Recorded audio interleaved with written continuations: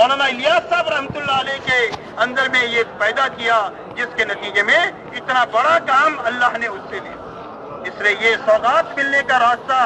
ایسے افراد پر اور ایسے گھرانوں پر، ایسی بستیوں پر اور ایسے علاقوں اور ملکوں پر محنت کرنا، یہ اپنی زندگیوں میں ان باتوں کے پیدا کرنے کا راستہ ہے۔ اسی کے ساتھ میں اللہ جل شانہ اس ایسے لوگوں میں کام کرنے کی وجہ سے کام پر بصیرت، کام پر یقین، کام میں پختگی، اور اللہ تعالیٰ اس محنت میں ان کے اندر میں کرنے کے نتیجے میں اللہ تقوی عطا فرمائے گی۔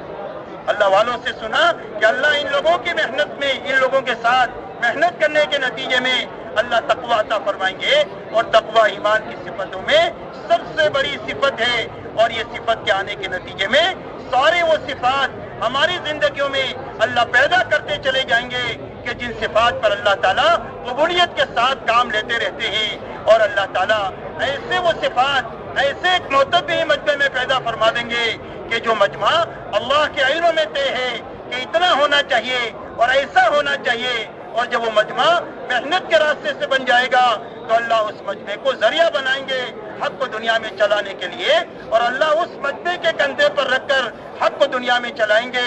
اگر یہ تھوڑے ہیں تو اللہ اپنے لشکروں کو ان کے ساتھ کر کے اللہ ان کو زیادہ کر دیں گے، اور اگر یہ کمزور ہیں تو اللہ اپنی طاقت ان کے ساتھ کر کے ان کو قوی بنا دیں گے، اور اللہ ان سے حق کو دنیا میں چلانے کا کام لے لیں گے، اور دنیا کی کوئی طاقت ان کا مال بیکار نہیں کر سکتی۔ اس لیے میرے دوستو، اللہ نے ایک بڑا کام ہمارے ہاتھوں میں دیا ہے،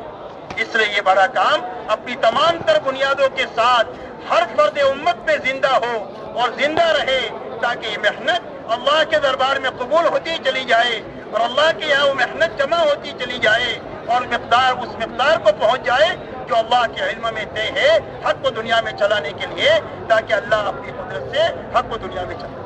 اس لیے میرے دوستو، آج کے دن ہمارا پورا مجمع اس محنت کے تعلق سے پچھلی زندگی میں جو کمی کوتاہی ہوئی اس پر اللہ کے سامنے ہم معافی مانگیں کہ بھائی پورا مجمع تیار ہے، اللہ سے ہم معافی مانگیں۔ اللہ بہت معاف کرنے والے ہیں، اور آئندہ ہر ساتھی یہ عزم کرے کہ کرنے کے کام کرتے ہوئے، بچنے کے کاموں سے بچتے ہوئے، ہر فرد امت کو اللہ کے راستے میں نکالنے کی محنت کرتے ہوئے، ہر فرد امت کو اعمال مسجد کے اوپر جمع کرتے ہوئے، اور راتوں کو اللہ کے سامنے روتے ہوئے ہم اپنی زندگی کو گزاریں گے، اور اس کے لیے محنت کی جو مقدار ہے وہ اللہ کے دربار میں پیش کریں گے، اور اس کے لیے اپنے آپ کو محنت کے اس رخ پر ڈالیں گے جس رخ پر اللہ کے نبی صلی اللہ علیہ وسلم نے پوری امت کو ڈالا۔ اس لیے ہماری محنت کی بنیاد صرف چلا 4 مہینہ یا 7 مہینہ نہیں ہے، بلکہ ہماری محنت کی بنیاد یہ ہے کہ مجمع محنت کرتے کرتے وہاں پہنچے جہاں صحابہ تھے، اور صحابہ کہاں تھے؟ کہ 100% صحابہ کو حضور پاک علیہ الصلوۃ والسلام نے محنت کے اس رخ پر کھڑا کیا تھا کہ ہر ایمان والے کی جان مال کا بڑا حصہ دعوت اللہ پر لگے، کہ ہماری جان مال کا بڑا حصہ لوگوں کو اللہ سے ملانے کے لیے، اللہ سے قریب کرنے کے لیے، اور اللہ کا تعارف کرانے کے لیے لگے گا۔ دوسرا، ہماری جان مال کا بڑا حصہ اللہ کی عبادت پر لگے گا۔ تیسرا، ہماری جان مال کا بڑا حصہ اللہ کی مخلوق کو راحت پہنچانے پر لگے گا، ماں باپ کو، بیوی بچوں کو، یتیموں کو، بیواؤں کو، مسکینوں کو، محتاجوں کو، مقروضین کو، بیماروں کو، ان کی ضرورتوں میں ہاتھ بٹانے میں ہماری جانی مالی طاقت لگے گی۔ اور چوتھی چیز ہے، اپنی جان مال کو اپنی ضرورتوں میں اور اپنے گھر والوں کی ضرورتوں میں بقدر ضرورت لگائیں گے، اور اسراف سے بچا کر کے لگائیں گے، اور اسراف سے بچا کر کے جب لگائیں گے تو بہت جان بچے گی اور بہت مال بچے گا ان بنیادوں پر لگانے کے لیے۔ اس لیے کہ اسراف کی مثال اللہ والے دیتے ہیں آگ سے، کہتا آگ کے اندر میں یہ خاصیت ہے جتنا لکڑی ڈالو سب کو جلا دے گی، ایک لکڑی کو چھوڑے گی نہیں، اس کا پیٹ بھرے گا نہیں، اور لاؤ۔ ایسے ہی اسراف ہے کہ جب زندگیوں میں اسراف داخل ہوتا ہے اور ضرورت سے زیادہ اپنے مال کو خواہشات پر اور فضول خرچی پر اور بیجا جگہ پر استعمال کیا جاتا ہے تو یہ اسراف ساری جانی مالی طاقت کو کھا لیتا ہے، نہ دعوت کے لیے بچے، نہ عبادت کے لیے بچے، نہ مخلوق خدا کو راحت بچانے کے لیے بچے۔